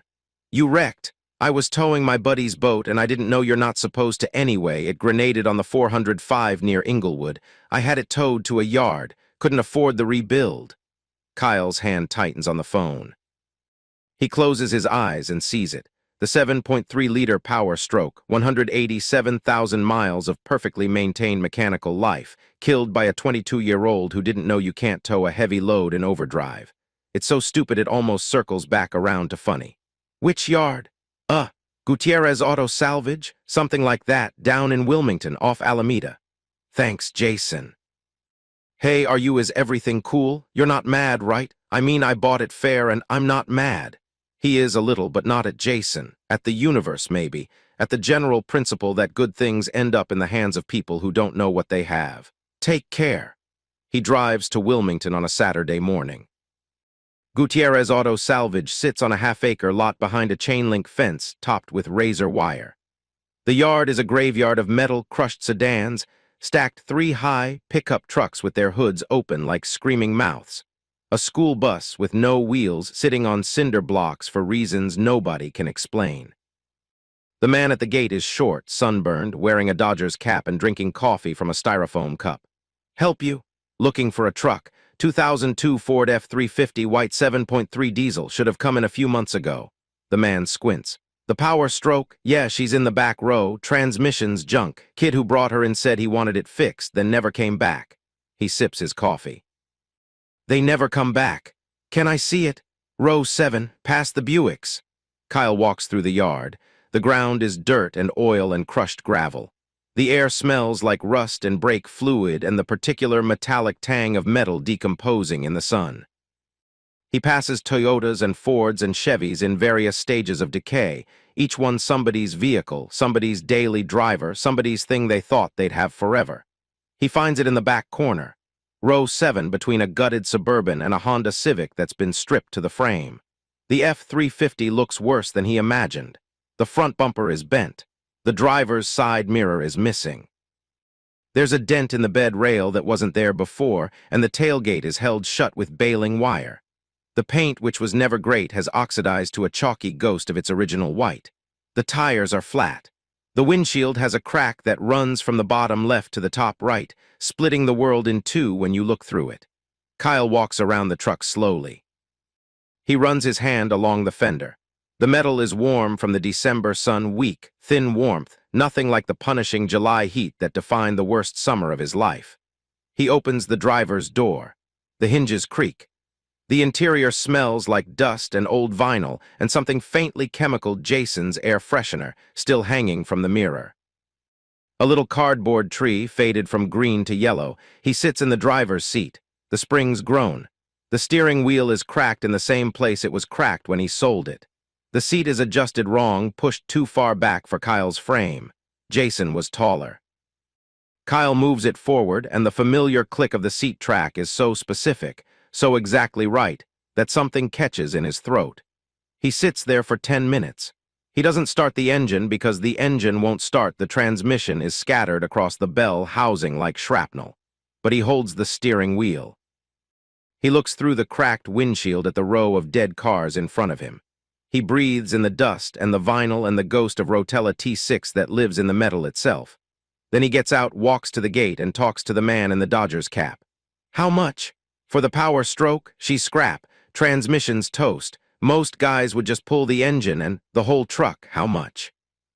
The man looks at him, looks at the truck, looks back at him. He shrugs. 500. Kyle pays cash. He signs the title, his name on the line again where it belongs. He arranges a flatbed tow. The truck arrives at Caleb's driveway the next afternoon, strapped down and lifeless, leaking fluid onto the trailer like an animal on an operating table. Caleb stands in his lawn chair spot, glass in hand, watching the flatbed driver lower the ramp. Thought you sold that thing. I did, now I'm unselling it. That's not a word. It's my word. Caleb takes a sip. Transmission, gone. I need to rebuild it from the housing up. That's a 6-month job. I've got time. Caleb looks at Kyle for a long moment. Whatever he sees, he keeps to himself. He just nods toward the garage. Tools are where they always are. Don't bleed on my driveway. Kyle starts working. It takes 5 months, not 6. Every Saturday and Sunday. Some weekday evenings after work when the light holds long enough. He sources a rebuilt transmission from a guy in Bakersfield who posts on diesel forums. He replaces the clutch. He rewires the tail lights that Jason apparently ripped out trying to install aftermarket ones. He patches the bed rail dent not perfectly, but well enough. He replaces the windshield with one from a junkyard F-250 that's close enough in spec. He changes every fluid in the truck: oil, coolant, trans fluid, power steering, differential front and rear. He replaces the serpentine belt, both batteries and the fuel filter. His hands are always dirty during this period. The grease lives under his fingernails and in the creases of his knuckles and in the fine lines of his palms. He doesn't scrub it off the way he used to. It doesn't bother him anymore. The dirt is honest. The dirt means something was worked on, something was fixed, something was brought back. He works alone. Caleb sits in his lawn chair sometimes, drinking, watching, offering the occasional grunt of commentary that passes for conversation between men who don't need to fill silence with words. Once, Caleb hands him a cold beer without being asked. Once, Kyle hands Caleb a wrench without being asked. These are the transactions of a friendship that doesn't require explanation. Some nights after he's done, Kyle sits in the cab and eats a sandwich and listens to the neighborhood sounds: kids playing, a lawnmower, the distant bass of the port. He thinks about Ashley sometimes. Not with anger or love or sadness, just the way you think about a city you used to live in. It existed. You were there. Now you're somewhere else. He heard through Jessica that Ashley moved in with a cousin in Riverside. The embezzlement case caught up with Logan, charges filed in January, plea deal in March, 18 months in a minimum security facility. Ashley wasn't charged directly, but she was named in the investigation, and the bankruptcy followed shortly after. The house went into foreclosure for real this time, not the manufactured crisis she'd used to squeeze Kyle. The real thing is quieter and slower and doesn't come with tears and panic attacks. It just comes with a notice on the door and a lock change and the slow evaporation of everything you thought was permanent. Kyle doesn't feel good about it. He doesn't feel bad about it either. He just knows it, the way he knows the weather or the price of diesel or the torque spec on a Power Stroke head bolt. It's information. It doesn't require an emotional response. In April, the truck is ready. He turns the key on a Sunday morning. The glow plug light cycles. He waits. 3 seconds, 5, the light goes out. He turns the key the rest of the way. The 7.3-liter Power Stroke diesel turns over once, twice, and catches. The engine roars to life with that specific rattling, clattering sound that only a mechanical injection diesel makes. No computers, no sensors, just fuel and compression, and the physical act of combustion happening 700 times a minute inside cast iron cylinders that were built in an era when things were built to last. The truck shakes. The exhaust coughs black for a second, then clears. The idle settles into a rough, thumping rhythm that Kyle can feel through the seat, through the steering wheel, through the floor. It's loud. It rattles. The dash has a crack. The AC doesn't work, never did, probably never will. Caleb appears in the doorway of his garage. He listens. He nods once. Sounds about right, he says. Kyle puts it in gear. The new transmission catches clean. He backs out of Caleb's driveway, shifts into first, and pulls onto the street. The power steering whines. The brakes grab a little. The driver's side window doesn't roll down all the way. None of it matters. He drives to the Pacific Coast Highway. The morning is clear. The kind of April morning that makes you remember why people live in California despite everything. The light is gold. The air smells like salt and sage, and the Pacific Ocean stretches out to the left like a promise that doesn't require belief. He turns south. The PCH unfolds in front of him, 2 lanes, gentle curves, the bluffs on one side and the water on the other. The truck rumbles along at 55, and the steering wheel vibrates in his hands with the familiar frequency of a machine that's been broken and rebuilt and is working again. He's alone. He's 35 now. He's scarred in places that don't show on the surface, and a few places that do. The split lip healed into a thin white line, the knuckles that ache when the weather changes, the bare wrist where a watch used to be. He has a job, a borrowed room at Caleb's while he looks for an apartment, a rebuilt truck, and a story that he'll tell someday or maybe never, depending on who asks and how much he trusts them. He reaches for the radio. The knob is sticky. He turns it, scanning past static and Spanish-language stations, and a talk show about real estate that makes him laugh for the first time in months, a short, genuine sound that surprises him. He finds a classic rock station playing something with a guitar riff he recognizes but can't name. He turns it up. The Pacific catches the morning sun and throws it back in a million fragments of light. The truck rattles, the engine rumbles. The wind comes through the half-open window and smells like salt and kelp and the particular diesel exhaust of a 7.3 Power Stroke that has been broken and rebuilt and is still, against all odds and common sense, running. Kyle drives. The road doesn't end. It just keeps going, and so does he, and that's enough. It's not a happy ending. It's not a sad ending. It's the only ending that's honest: a man in a truck on a highway, moving forward because forward is the only direction that isn't backward, with an engine that's strong and an AC that's broken and a radio playing a song he can't name but doesn't want to stop. Life goes on. The rust and the road.